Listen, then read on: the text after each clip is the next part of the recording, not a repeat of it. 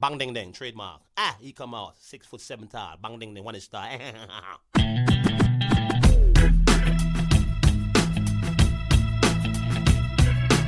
dong ding dong ding dong ding dong ding dong ding dong ding. It is a perfect day. Woke up to the sound of the garbage truck again. Upstairs neighbor's toilet's leaking on my head. Cars broke down, I missed the bus, there runs a 10. I had a feeling this was a day to stay in bed. I finally left my pad right on the jumbo's cloud road. A police officer pulled out his gun and said, I said, sir, you got the wrong guy. I guess it's just a perfect day. It's just a perfect day. Na, na, na, na, na.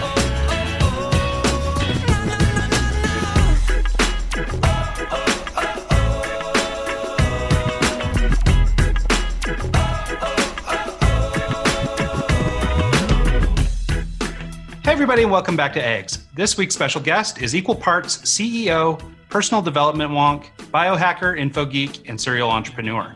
Our guest is none other than Thom King. While his list of favorite books contains many success-oriented and personal development classics, the traditional definition of achieving success isn't what motivates him. He follows more of a you aren't doing well unless you're doing some good line of thinking. Consequently, his company, Icon Foods, has been built around the simple principle of doing the right thing. Here to talk about becoming a successful entrepreneur, building a business starting with why, and how to make a big impact, please join us in welcoming to the show, Thom King. How are you, Thom? I'm doing terrific, Ryan.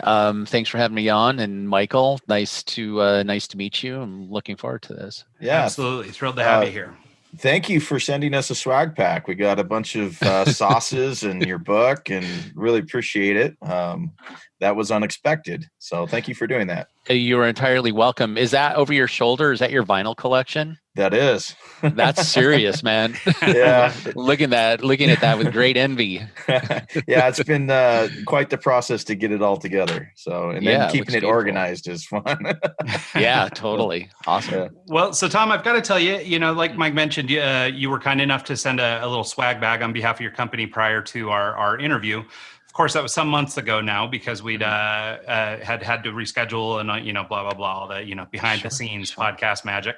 Yeah. But I got to tell you that your book hit me right at the right moment. I am somebody who's sort of perpetually struggled with my weight. I'm always working on it, even today, still working on it. But I really enjoyed taking a quick read through your book, and luckily, because we had some time before we spoke, I had some time to actually get through most of it. And so I think it might be a good place to start to maybe just talk a little bit about your story. And that might sort of, I guess, lead to the bigger conversation about everything else that you're doing today. Yeah. Well, I mean, I'm a serial entrepreneur, so I've had a bunch of different businesses, and I think it's just in my blood because I think I go back 5 generations of entrepreneurs. So as far as the sweetener business goes, I started that in 1999 after running into a gentleman whose name was Jim May, who had just come back from Paraguay and had a jar of like crushed up leaves, and it was this brown paste. And he's like, "Hey, you should try this." I'm like, "Okay, let's see what happens." And I tasted it, and I was like, "Wow, this is like."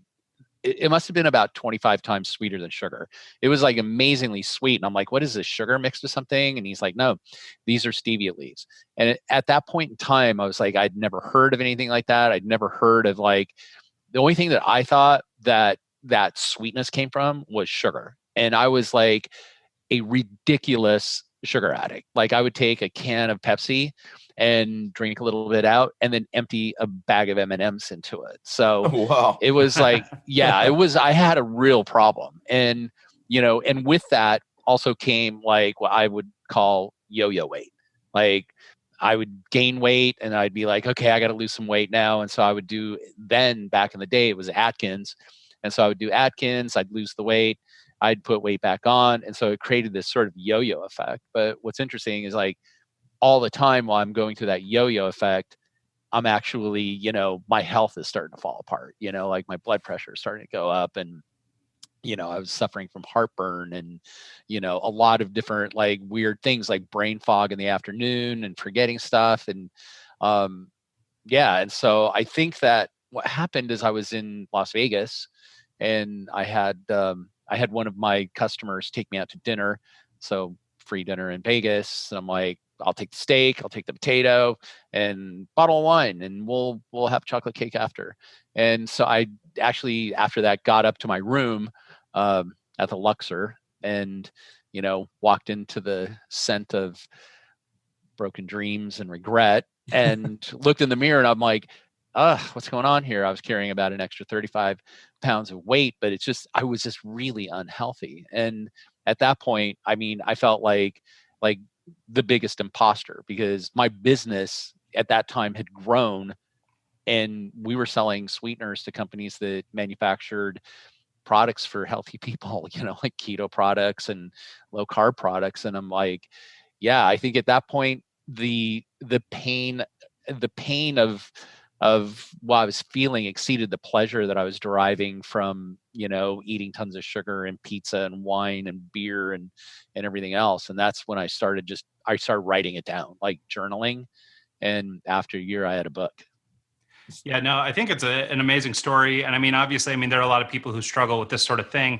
At the time I got your book, I was dallying a little bit with sort of a, I don't know what I would call sort of a light keto diet, largely low carb, largely higher protein, that sort of thing. I just didn't go so far as peeing on strips and doing all that kind of stuff. So we tried to keep it pretty healthy, pretty low carb, but. Yeah, I actually went down this road myself. I was 237 pounds and I went the full keto route. I stopped eating anything carb related. I stopped eating anything with sugar in it. I peed on the strips like Ryan was saying he wouldn't do. But I actually it was crazy how fast the weight left. I literally went from like 230 down to 210 in a matter of months. And then from like 210 to 190, it took forever. It took like 3 or 4 years. And then it just kind of went slowly after that. And I finally kind of got to where I want to be. But now it's just a matter of, I don't really do keto as much anymore. I'm kind of more, I'll eat, whatever. I just kind of work out more and regulate a little more. I just don't get back to where I was. But keto was what essentially got the ball rolling for me. Yeah. Well, and like one thing I observed on keto is that you spend a lot of time looking for alternative versions of things that you're used to, right? So you start looking, into the artificial, well, not necessarily artificial, natural sweeteners, alternatives to white sugar or, sort of refined sugar.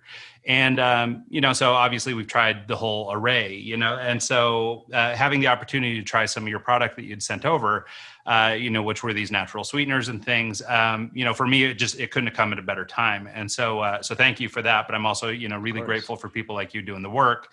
And more than anything, I like that you've done the work, but you came from a place of, trying to work through this yourself. Like you've actually had the battle, because I think it's so important for people to, try and learn from people who've been there versus those who just sort of, went to school about it. Yeah. I mean, I think that there's something to be said for having your ass kicked. And, I think that if for me, I would consider myself a slow learner because it always has to be so painful for me. I'm trying to get better about it, but it's like, it just continues to be the same. It's like, like I'll pick up bad habits or something like that. And, it's hard for me to break it until I literally, am broken. And it's like, okay, so I'm not going to do this anymore. So I'm trying to get better about, learning more quickly and learning from other people's mistakes rather than thinking, oh no, I can do this. Yeah. I can defy logic and it'll still work for me. I think it's something to do with sort of the entrepreneurial mindset too. I think that there's something to this, I guess, attitude where you're kind of cool to go with the flow or embrace fluidity a little bit. It's this idea that it's okay that nothing was just right the first time. Right. And so I think that, that resilience or that ability to get your ass kicked a little bit and then come back from it is, I think, one of these key attributes to, business success, not just, weight loss success or getting your life in order or whatever. And so I think that that's a great characteristic that you're able to sort of showcase through your book and through the work you're doing. Well, I appreciate that immensely. So, because it's always painful for me because, I still struggle with a variety of different things, and it's like, and I still use that a daily journaling process to sort of reconcile those things, like, I don't know, the thing I'm working on now is like judgments, judging things and gossip and complaining. And I'm trying to like vanquish my life from, with drama and, yeah, and I just keep getting sucked back in. So it's like, well, it's I so gotta dang turn off appealing, there is an allure to it, because it's like, even with the debates last night, it's like, now I'm not going to watch it. I can't watch this slow motion train wreck. I just can't do it. And then next thing I know, I'm like listening to it, and and it's so hard to look away from those things. And this is the thing that I think that I'm trying to peel away the layers on, is like, okay, so why is it so important for me to check my social media? Why is it so important for me to pick up my phone and look at my email every 15 minutes? And, oh, I forgot my phone and now I feel empty. So yeah. it's like, well, I think I think what it is, though, or what, one of the characteristics that come out of it that I think is so important, just as it pertains to being human, is this ability to forgive, right? Yeah. And allow ourselves these mistakes, and then like let ourselves slide. Now, granted, maybe you need to have a little bit of discipline, or maybe you need to sometimes go, dude, I can't just forgive you every time. Right. But at the same time, I think, as it pertains to entrepreneurial mindset or weight loss or, anything that you're trying to do, I mean, you have to understand that, these missteps are part of the process. Yeah, 100%. And I think that is a super important thing that you bring up, because it's like forgiveness, and it's like, I really think, like, given the state of the world in right now, I mean, I think really the thing is showing people, showing each other love, grace, and forgiveness. And it's like, I don't think that you're really able to effectively do that unless you can do it for yourself. And so that's a really good point that you bring up. And thank you for that. No, I totally agree with that. In fact, there's a lot of the, the sort of the work I've been doing lately is this idea on sort of reconciling attitudes and perspectives with self prior to being able to do good work for other people. I use the metaphor of sort of like, if you're on an airplane and the oxygen mask drops, you're supposed to put the mask on yourself first, not the person sitting next to you, even though your impulse might be to help them. Right. Like, the bottom line is you're no good to them dead, right? So it's important that you take care of yourself first so that you're then capable of helping many others. Yeah, 100%. And I think that that's a great metaphor for this and for everything else, right? Is that, whether it's, mental issues or depressions or, whatever it is we're working through, we all got our beasts or our problems. I think the more that we can sort of work on ourselves, the better we can be in service of other people. And I think that maybe is a okay place to transition into a discussion about Icon Foods and how you got started there. I think, obviously, as we led with at the top, there's a big aspect of sort of your journey that has to do with doing good. And I wonder if you talk a little bit about maybe. Uh-oh. I think we lost him there. Oh, no. Yeah. While we're getting him back, I actually was going to. Just where that came from, how that was. Am I back?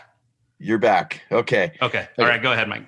I was actually going to have you define keto for us. Ryan and I both know what it is. We've kind of done it, but not all of our listeners necessarily know what keto is. Can you break down a keto diet for someone? It's super easy. 70% fat, 20% protein, 10% carbohydrates, and those carbohydrates come from like cruciferous vegetables and lettuces and leafy greens and stuff like that. That is basically, that's the premise of putting yourself in nutritional ketosis. So there's a lot of different sort of varieties of keto that are going around now, like dirty keto, which I'm not 100% sure what that is. I got interviewed a couple of weeks ago and they're like, "You do dirty keto?" And I'm like, I don't know. I don't know. Like, I stole a French fry off my girlfriend's plate. Was that dirty keto? Maybe dirty trick, but I just think also it's like taking things too far, like, I mean, I did keto straight for 3 years without ever stopping. And it felt like it was the right thing for me to do at the time. But what happened is I started to lose what's called metabolic flexibility. which means that basically I was stuck on the keto train. So if I even looked at a carb, I'd gain weight. And so I had a really hard time breaking that. And so what I found is that, keto did so many good things, like giving me super clear head, lots of energy. Dropped my blood pressure way down. I lost 35 pounds, and really, I felt great. But, what I learned over time is that you could hit a plateau. Like, it's like, okay, so I want to get these 5 more pounds off. And it's like, it was just a struggle, like, up and down, and couldn't get there. And so, I ran into a friend of mine, Mark Sisson, at a trade show, and I'm like, hey, I've been doing keto for like 3 years, and it's like, now I'm hit a plateau. I can't seem to break it. And that's when the whole subject of like metabolic flexibility came up. And I don't know if you guys follow Mark Sisson or any of Drew Manning, even any of those guys. But it's like, that's when I really started to engage in conversation with like, hey, are you guys doing keto all the time? And it seems like more often than not, they're sort of cycling in and out of keto, like maybe 3 weeks of keto, and a week of something closer to paleo. Or adding some carbs back into your diet, like a sweet potato or something like that. And that's, I've been doing that. And what I found is that it took me about 3 months, but I did get metabolic flexibility back. So, like I can eat a French fry or something like that, or, go be guy gone off the wagon and, and have a few beers and a nice glass of bourbon and not wake up and have to get my fat pants on. So, but back to your original question. Keto is pretty simple. It takes I would say that it's simple, but it's not easy. So if you just stick with 70% fat, try to get those fats from like, salmon, avocados, nuts, MCT oil, olive oil, coconut oil, any of the things that are more healthy fats. I was going to ask you about that because, you hear about the healthy fats versus the unhealthy fats. Can you, you kind of did with the salmon and the things you just mentioned, but what are some unhealthy fats that you should kind of avoid? Well, what's interesting is like, I would say just about any oil except for olive oil. So a lot of the oils that you see, canola oil is a terrible one, can really increase your cholesterol levels and stuff. And also the level of rancidity. So oils, if they're held for a long time, can become rancid. And you take that into your body and it can be sort of toxic. So, what I found is like olive oil holds up really well. It doesn't usually become, rancid. And the strange one also is a coconut oil. So coconut oil is like, it is considered a, like a saturated fat. But the way your body metabolizes it is different. But it's all things in moderation. And I say, from my perspective, instead of just taking in like pure fats, look for the foods that are fatty. Like avocados contain a ton of fat. Salmon contains quite a bit of fat. Nuts contain quite a bit of fat. And it's like, if you can hit your fat macros, meaning that 70% of your diet is in those type of healthy fats, and you're not augmenting with, like sticks of butter and things like that. That feels like a better path for me. And when I do it, my body responds a lot better to it. Yeah, I like that breakdown. Yeah, I think that's a good thing to hear too, because I know the last time I was doing keto, we were doing this 30-day of keto kind of meal plan sort of deal. And we got about halfway through it, and God, we were so tired of meat and cheese and butter and just like all that stuff that finally we were like, okay, we got to stop with this, because every meal, there might be some vegetables or some whatever in it, but it was largely just meat and cheese, and it was like, yeah, maybe technically keto, but whatever it is, it wasn't working for us. Well, so here's the interesting thing about meat. Okay. So meat's going to be primarily protein. And if you take in too much protein, it's going to throw you out of keto. And a lot of people are like, well, that doesn't make any sense because it's protein. And what's interesting is your body is only capable of metabolizing a certain amount of protein. And what happens is that your liver starts storing storing proteins after it metabolizes them. It starts storing them as glycogens. And so glycogens are actually stored glucose in your muscles. And think back, like when we were, living in caves and stuff like that, we would have to store that up because, you would eat, half an elk, and then, 3 weeks later, you might get another one. And so you had to constantly store up, glucose. But what's interesting is like knowing how much glucose your body requires to actually function is 4 grams. So you only need 4 grams, which is a tablespoon. So you only need 4 grams of glucose in your system to function. Once you deplete that 4 grams, that's when your body that's when your liver takes those glycogens and metabolizes those back into glucose. And that will get you back into keto. But if you eat too much protein, then you're just going to build up these glycogens. When you try to get into keto, it's going to take you forever because your body's going to continue to try to get the glycogens out of your muscle stores until you're starved, and then it'll start metabolizing fats. So when your body goes into ketosis, what's happening? Can you break that down for us? Yeah, that's a really good question. And so, like I said, if your body really only requires 4 grams of glucose to function, and your brain can actually function on glucose and ketones. So, and your body can use both glucose and ketones as energy. So what happens when you go into keto is that you've depleted all but maybe 4 grams of your actual glucose. And so when that happens, your liver starts metabolizing lipids or starts metabolizing fats and turning them into ketones. And then those, go into your body, and your body starts using them as energy, but your brain starts using ketones as energy instead of glucose. And that's like when you run into a lot of people that, that say that when they go into keto, it's like somebody turns the lights on. And that is for me, that's what I love about keto the most, is how clear your mind gets, because you're no longer functioning on glucose, which is just a super fast burning, fuel. And like, have you ever seen somebody's truck go by, or a car, and they punch it and out goes a bunch of black smoke? And that's sort of that rich fuel that you're using. And that black smoke is just ash. And, and that's what your body produces. So it's like, if you're running on something like a fat, it's just a slow burning, almost like diesel. It's like your body's just burning slow and steady. Okay.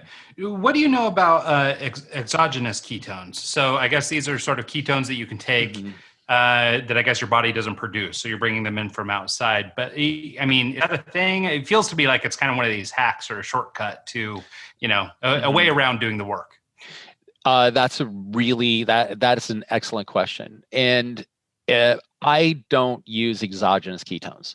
I don't, because I think that what can happen is you can get a lazy liver, because your liver will just get these straight shots of like beta hydroxybutyrate that it just immediately can convert into ketones. They are ketones. And so, and it is a shortcut. It means that you ate some carbs, you ate crappy, and you want to get yourself back into keto. And so, you take in BHB or ketone esters to get yourself back in. Some people do it. I mean, I'm not going to criticize people that do it. It's not for me. And I just don't like having anything exogenous to help me get into any particular state, except for bourbon. I'm not perfect. Yeah, well, that makes a lot of sense. I've heard that like your bourbons or your vodkas, if you don't mix them with anything, they actually are. You can have a drink here and there, and it doesn't kick you out of ketosis, unless I've heard that while you are drunk, it kicks you out of ketosis. But when you sober up, you go back into it. Is that correct, or is that a old wives' tale? I would not say it's an old wives' tale. What I would say is that ethanol, right? Ethanol is metabolized by your liver. And so if you are in the process of metabolizing ethanol, your liver is not going to be metabolizing fats into ketones. Okay. So you will, if you're drinking, if you're having alcohol, then you will not be in keto. How quickly you will recover and get back into it. Ethanol is burned pretty quickly through your system, so it's not too tough getting back into it. I'm not going to encourage people to use that as a method. And yes, the only thing that you should be mixing with a good bourbon is probably a glass and some ice. I like your style. Thank you. Likewise. Well, cool. So let's transition a little bit into a discussion about the business and about just sort of your entrepreneurial work. As I started to get to, and it may show up on my recording, which will be weird, but in the moments that you guys lost me, basically what I was trying to build to was this fact that you've got this underlying ethic of trying to do good for others. And I wouldn't necessarily say that that's an entrepreneurial characteristic. There are certainly plenty of entrepreneurs who are that way, but there are also plenty of capitalists out there. And so I wonder where that came from in your life, how that sort of, manifested itself, or if you learned it from somebody. My grandfather. And so like my grandfather on my mom's side, he wasn't an entrepreneur. He was a truck driver. He retired by the time he was 55. And I asked him one time, I'm like, hey, what's the secret? Because he lived to almost 100. And I'm like, what's your secret? And do you have any regrets? And he's like, yeah, I have a regret. I wish I would have worked less. But he was probably, I would have to say he was like the best man I ever met. Like he was generous, he was honest. And I felt that it's like that was the foundation in which I wanted to build around. So, you see a lot of people that are in it for the money, and I get that. I mean, I'm not going to criticize it, or judge it, but it's like, there's more to that. Like you're given this life, right? You have this gift. And, I would say that the quality of your life is the sum of your actions. So like, if you just go around and you treat people like shit and it's just, that's who you are. That's the legacy you leave behind. So, if you're going to roam this earth and you understand that you have a finite time, also understand what kind of legacy, you want to leave behind.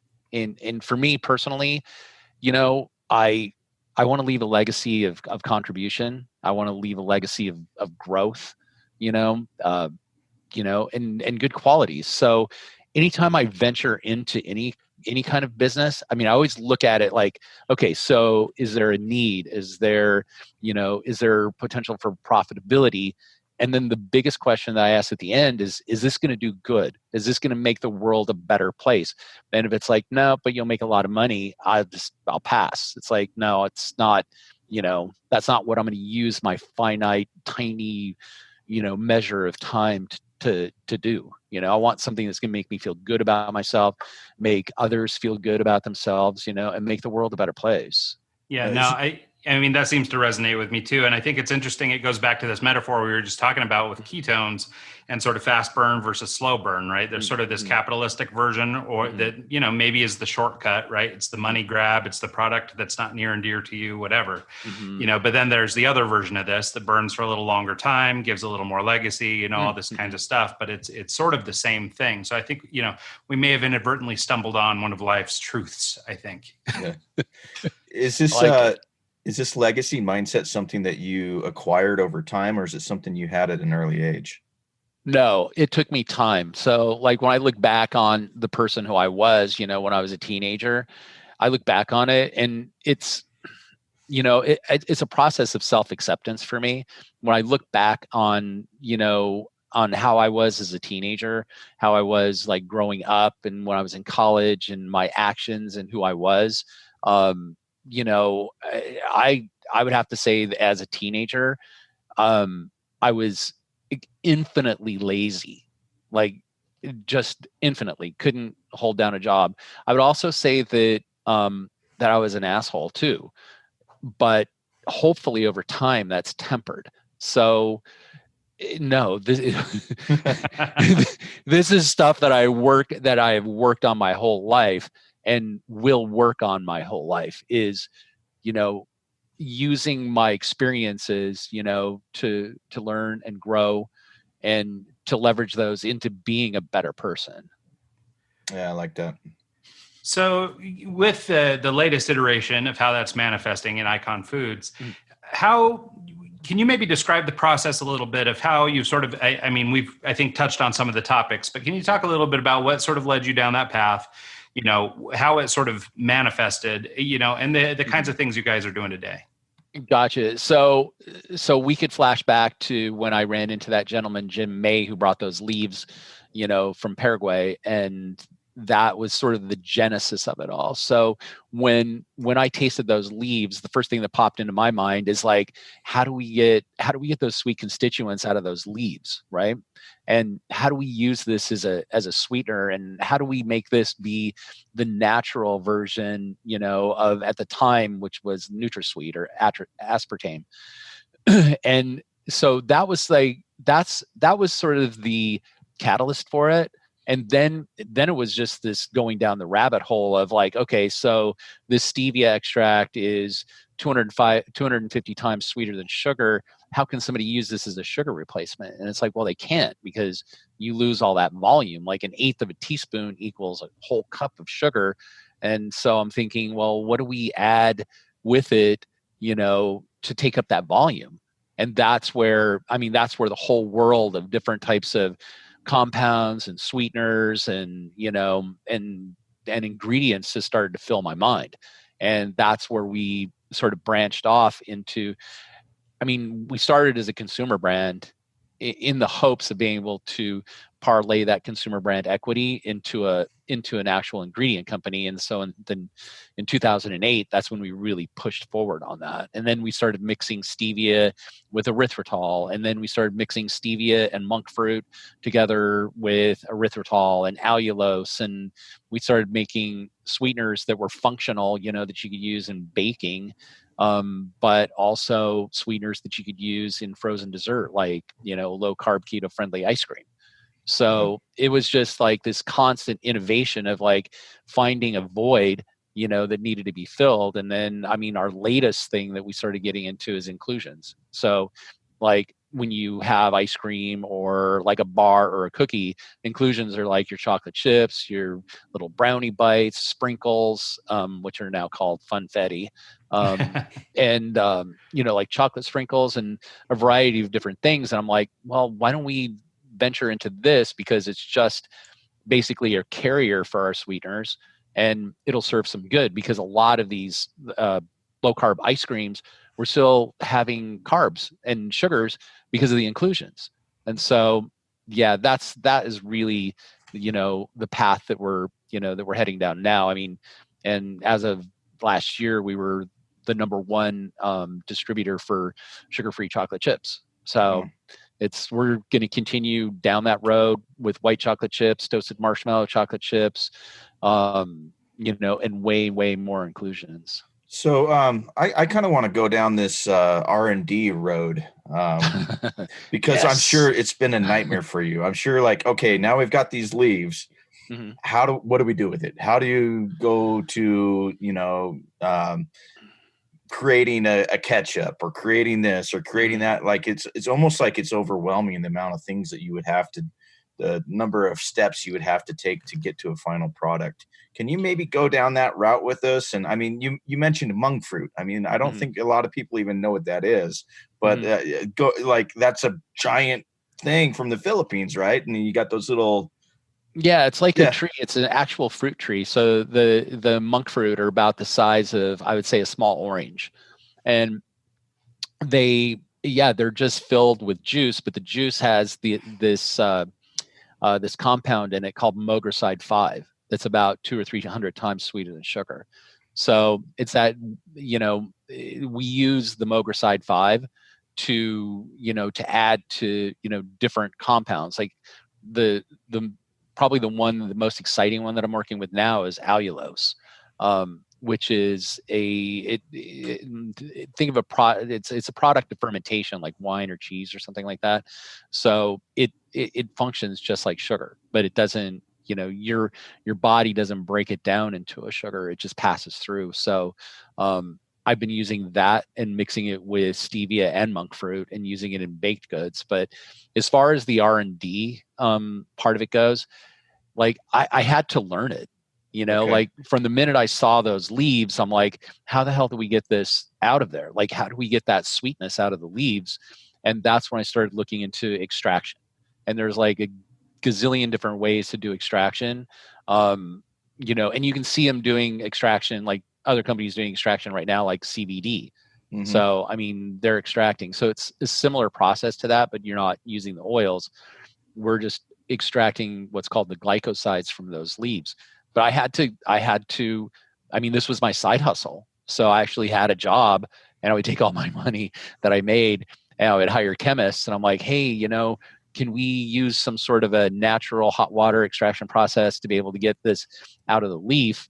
And yeah, I mean, I put everything I had into it for probably 4 years until I found a company that's like, yeah, we could do this. This is how we're going to do it.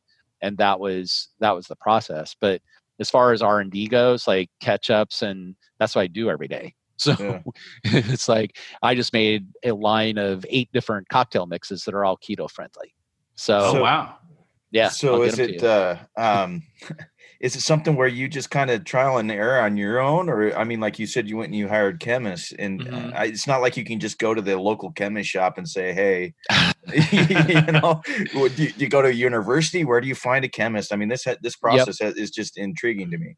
That's so almost every university has a food innovation center, and you can go right to the food innovation centers and you can find like people that are PhDs that's what they do. They'll teach, they teach food technology. And so that's where I started. Okay. And then by working with food technologists and chemists, I started picking up knowledge from them. It's like, well, how do you get something to be thick? Like you want something to have viscosity. It's like, oh, well, you use these things called hydrocolloids. And I'm like, oh, what are hydrocolloids? And it's like, oh, like xanthan gum and gar gum. And then you're down another rabbit hole. So, Yeah. I've spent the past 20 years going down a million different rabbit holes, learning food technology. And now I have so many formulas.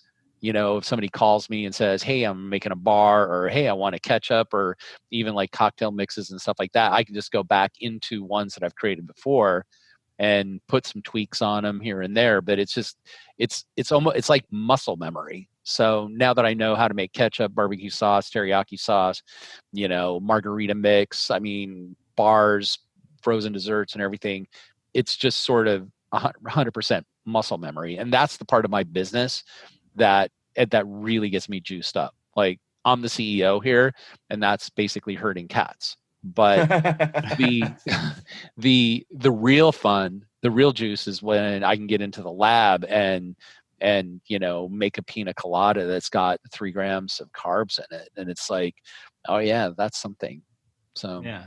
Yep. Well, that's cool. So one thing I'm noticing just throughout our conversation, as we were talking earlier about fluidity and, trial and error and being willing to forgive and stuff like that, it's interesting how all those sorts of characteristics are really pairing up against what you're doing in work.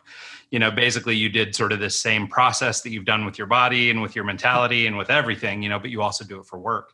So I wonder if you couldn't maybe just sort of, if we're trying to teach something practical or tangible to sort of our listening audience who might be sort of entrepreneurial by nature, can you talk about just, the mentality or the mindset things that have helped you pursue your business? I mean, obviously, if you're just trying to sell a little widget or something, like maybe you don't have near the hurdle to jump over as you do, in the food tech services.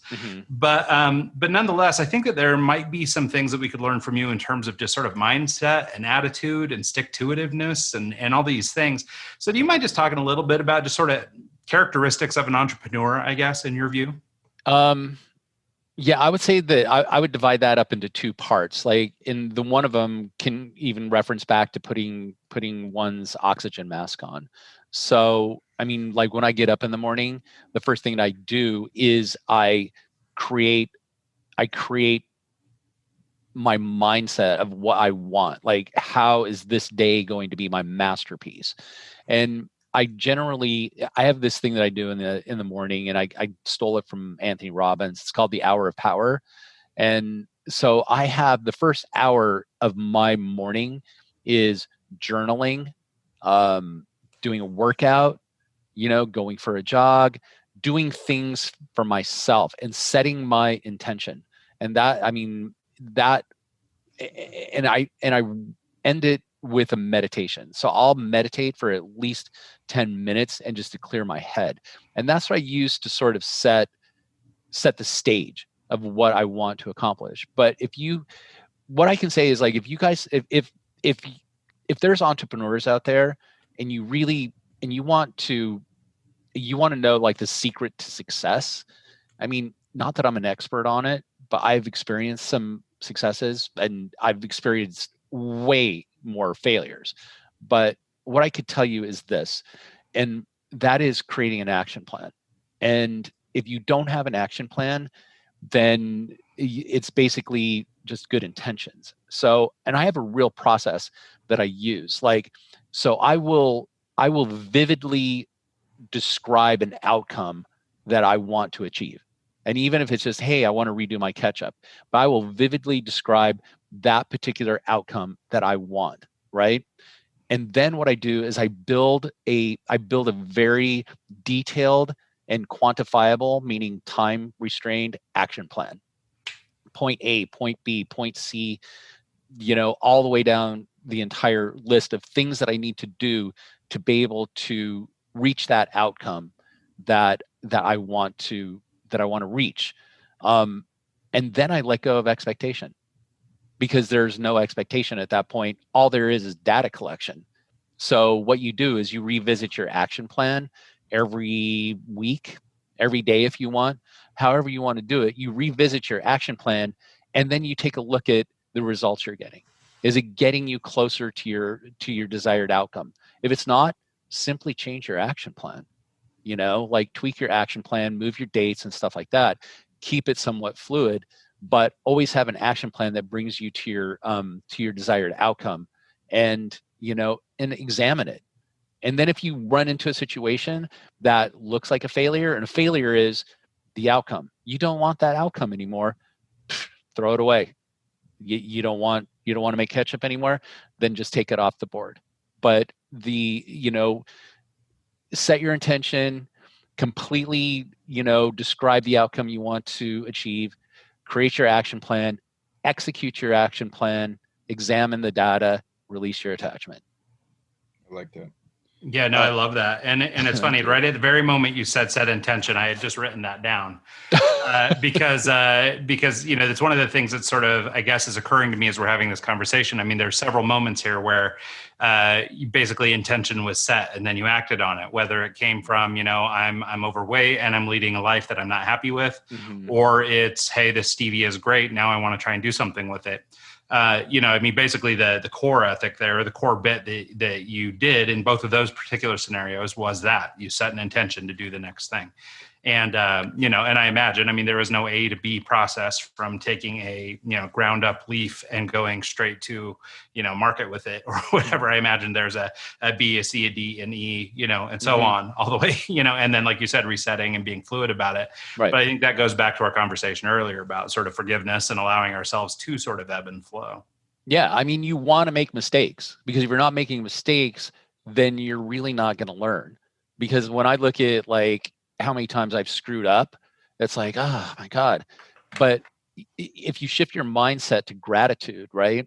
And you can take a look at, things that you believe that you failed at, and you can take those and you can be like, okay, so what did I learn? And what am I going to do differently from it? Failures can be just gold. It's like, you never want it. Like, you don't want to hit that brick wall, but when you do, it's like, I'm not going to run into any brick walls anymore. So yeah, it's just get the gold out of that failure. Yeah, no, it's so true. I kind of want to go down a marketing road. Okay. This is kind of a unique product. You have a lot of different products in your catalog. what are some marketing techniques that you have used, and what would you say your most successful product has been to date?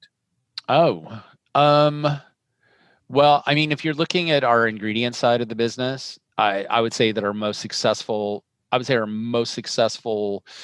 product that we've released was our chocolate chips. Okay. I would say as far as marketing goes, I mean, we've tried a lot of different sort of marketing techniques. Social media has been the best for us. Like on our ingredient side, I would say social media has just killed it because we use LinkedIn, because, we're able to connect with like food technologists, CEOs, people that have startups, and LinkedIn is an amazing way to do it. And so we really train our salespeople a lot to, like Gary Vaynerchuk has this one thing that he says, and it's jab, jab, right hook. And that means give before you ask. And so we really train our salespeople to use LinkedIn as a way to offer something to somebody, like, hey, I've got some chocolate chips you might be interested in. And, or, hey, I saw this article that pertains to your business. Is this something, hopefully this will help you have a terrific day. And so if you come from a space of contribution, then those potential customers are never going to look at you like, oh, this pest is coming around again. They're always going to look at you as a resource. So we leverage social media into that sort of that contribution space, and it's worked amazingly well for us. On the Guy-Gone Keto side of things, I would say it's also comes from a space of contribution. Like if we see people that, if we see people that are posting, about having a child who has epilepsy or type 2 diabetes, we are like right there giving them product. It's like your child probably loves ketchup. All kids love ketchup. Try this ketchup. It's sugar-free. We also seek out influencers, and introduce them to our product. So I mean, we've done print ads before. Print ads are branding, and branding is generally advertising that hasn't worked. But I do believe in social media, but I think social media used properly, like reaching out to people, coming from a space of contribution, giving them knowledge, giving them, options. Cool. So I think as we're kind of coming to the end of the show here, I wondered if we could then extend that bit of social media discussion into how can people track you down? Where can people find you online? And, where are the best places to connect with you if they'd like to learn more about you, your products, or anything else? Well, I invite anybody to stalk me. You can find me at Guy-Gone Keto. So guygoneketo.com. Guy-Gone Keto across any of the socials. If you want to see sort of the mad science behind what we do in food technology and ingredients, you can go to iconfoods.com or Icon Foods on any of the socials. And if any of your viewers, want to reach out, DM me. I occasionally will jump onto social media, but I always answer all the DMs. Cool. Nice. Well, yeah, no, thank you so much, Thom. This has been a great discussion. And honestly, I think both for Mike and I mean, both of us like to cook. So we have some cooking questions. Both of us have, fought weight loss and all this other stuff. So we have all these things in common. I think we could probably talk for another hour. I agree. But thank you so much for your time. We really appreciate, all you do. Again, thank you for the little care pack you sent over and all that good stuff. Absolutely. I'm really, I'm honored that you guys had me on your show. And I think it's important that what you guys do, you get the word out. So thank you so much. Yeah, not a problem. Thank you for making time for us. Sure. Yeah, absolutely. Glad to have you. And thanks so much to everybody who tunes in this week and every week. And we'll see you guys next time.